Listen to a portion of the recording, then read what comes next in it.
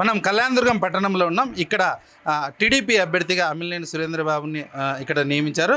అయితే ఇక్కడ ఆయన స్థానికుడు కాదని మేము ఎప్పటి నుంచో ఉన్నామని చెప్పి వైసీపీ నేతలు చెప్తున్నారు. అయితే ఇక్కడున్న టీడీపీ నేతలు కూడా వైసీపీలోకి వెళ్ళిన పరిస్థితి. సార్ చెప్పండి, ముఖ్యంగా అమిలినేని సురేంద్రబాబు ఇక్కడ నెగ్గుకు రాగలరా? ఏ విధంగా ముందరికి వెళ్తారు? అమిలినేని సురేంద్రబాబు గారు తప్పకుండా అత్యధిక మెజారిటీ గెలుస్తారండి. ఎందుకంటే ఆయన లోకల్ కాదు అనేటువంటిది చాలా అబద్ధము.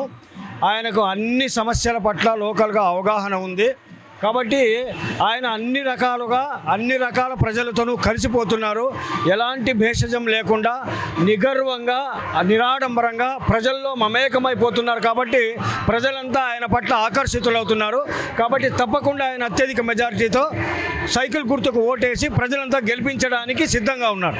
సార్, ముఖ్యంగా ఇక్కడ ఇన్ని రోజులు టీడీపీ ఇన్ఛార్జిగా ఉన్న ఉమామహేశ్వర నాయుడు గారు వైసీపీలోకి వెళ్ళారు. ఆయన ప్రభావం ఏదైనా ఉంటుందంటారా?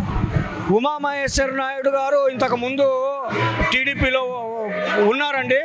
ఆయనే సైకో పోవాలి, సైకిల్ రావాలని ఆ పాట పాడుతూ మమ్మల్తో కూడా పాడించారు. నేను కూడా ఉమామహేశ్వర నాయుడు గారి వర్గమే.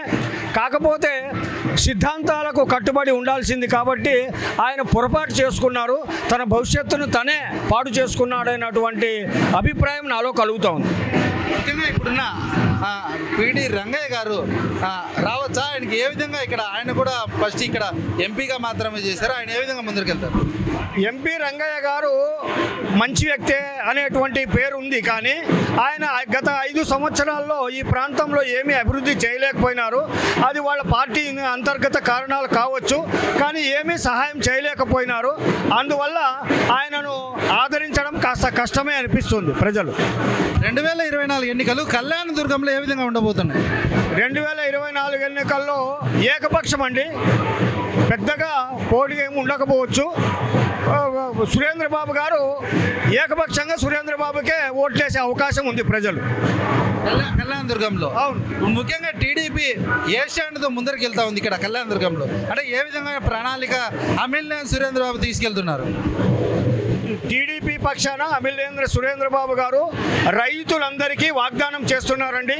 నేను గెలిచిన సంవత్సరం లోప 114 చెరువులకు నీళ్లు తెచ్చి మరి రైతుల్ని ఆనందపడేటట్లు చేస్తాను అని చెప్పేసి వాగ్దానం ఇస్తున్నారు.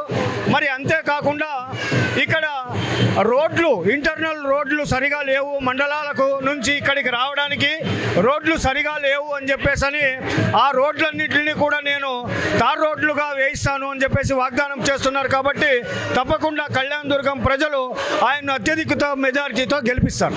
ముఖ్యంగా ఇక్కడ ముందు వైసీపీలో ఉన్న ఎమ్మెల్యే అభ్యర్థి మంత్రిగా కూడా చేశారు.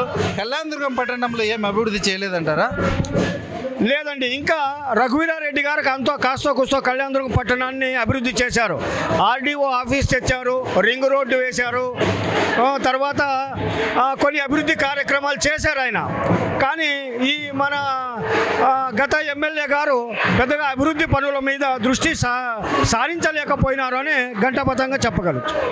అనంతపురం జిల్లా కళ్యాణదుర్గం పట్టణంలో ముఖ్యంగా టీడీపీ అభ్యర్థి అమిలినేని సురేంద్రబాబు గారు ఖచ్చితంగా విజయం సాధిస్తారని, ఆయన వచ్చిన సంవత్సరం లోపు అన్ని రకాల అభివృద్ధి పనులు చేస్తారని చెప్పి ఆయన తెలియజేస్తున్న పరిస్థితి.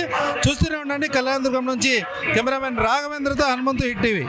Hit TV presents like, share, comment. TV వాళ్ళకు కూడా నేను ఒక సర్ప్రైజ్ ఇద్దాం అనుకుంటున్నాను. మీరు మాత్రమే జెస్సీ ఎందుకు అయ్యారు? ఇలాంటి అమ్మాయిలకి పిలవడానికి బాగుంటుంది.